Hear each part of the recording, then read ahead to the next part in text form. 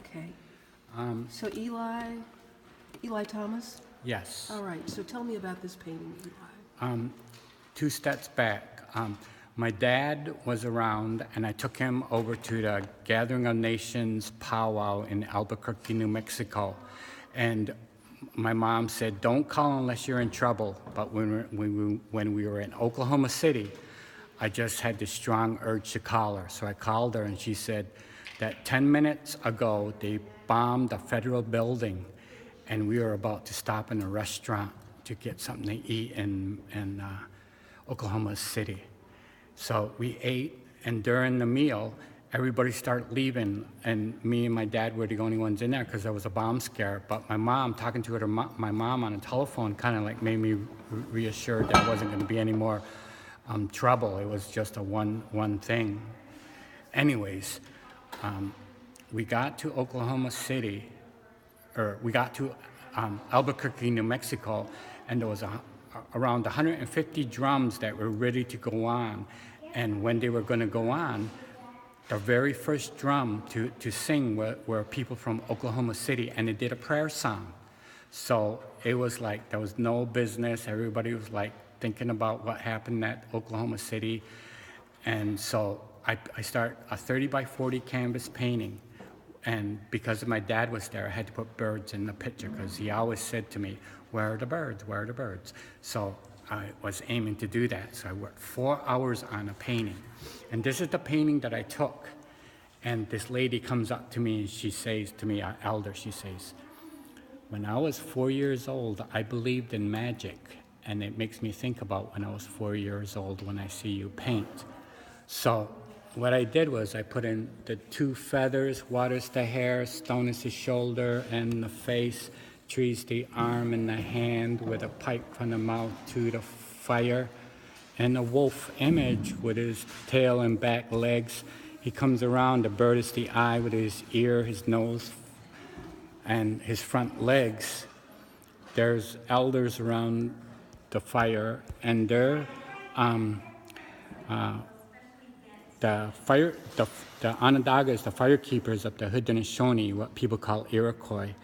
And I have a feathered hat, an eagle feather, and a wolf. The bird is the eye with his front legs of the wolf here. And then I have a wolf in the water. The bird is the eye with his nose, forehead, and puppies in the rocks for the original nations, and 6 boys here for each nation: Mohawks, Oneidas, Onondagas, Cayugas, Tuscaroras, and Senecas. Different languages, different territories, but they're family. The wolf in the water, his family. The wolf here, his family. The wolf here, his family. Everything's connected and related. Nothing stands alone. The bird is an eye for a wolf, and my name is on that wolf from Wolf Clan Onondaga. The leaves are eyes of a wolf, where the front end is low and the back end is high. Canine behavior, that's called bowing to invite chase, ready to jump into action. So that's like the security, where the birds are for a peaceful enjoyment.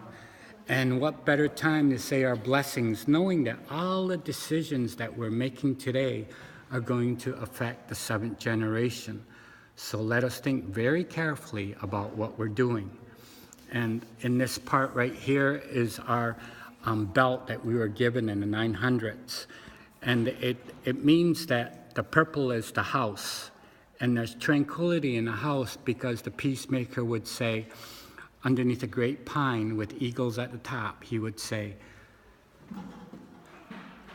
"You pick the root of the thistle plant before the lightning bugs come out. You put it in the water to wash your house, and after your house is all clean, the faith that you have plus the strength of that plant will bring tranquility to your home." And he goes, "Likewise, I spread the down of purple bulbs from this basket and make a purple blanket, and come and sit upon the blanket. You had seen me bury weapons underneath a blanket of the Mother Earth, and then place this blanket upon it. Come upon the blanket and experience the tranquility, the blanket of tranquility, where we will no longer be a council of warriors. That is below us. We will now be a council of good minds, to solve any problem that comes in our direction. No matter how big or how small, we will use a good mind to solve these problems. So every day when I get up, I think about the idea and express it sometimes, say, keep a good mind and a good heart, and I give thanks. I'm thankful for everything that's around me.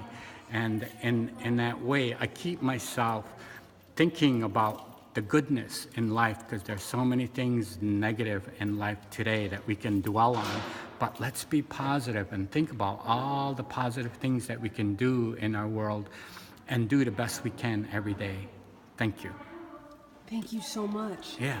And I am so happy that this will hang in my home. Cool.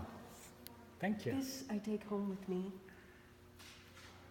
And all of the peace and tranquility and the protection of the God of the universe, my God. I want to show you something.